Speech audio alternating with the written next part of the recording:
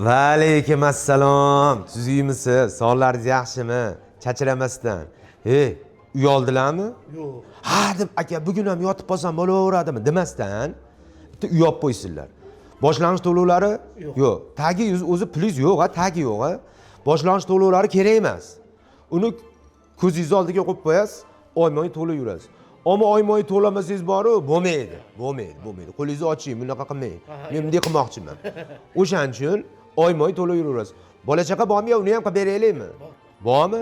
Bola chaqa bo'lsa, bola chaqa bilan qum o'ynaysizmi, sal toshasizmi, o'ynaydigan hamma narsa bor. Maktab, bog'cha bor. Toshkentni qayerda bilasizmi? Mana yerda, Kindigida, Mirobodda. DN Group kompaniyasi tomonidan Sunrise City qurilyapti. Buni yodlaguncha o'zim ancha qiynaldim. Lekin mana qilsa bo'lar ekan. Bo'laveradimi? O'lgan burgutlarini uxlatib keldilarmi?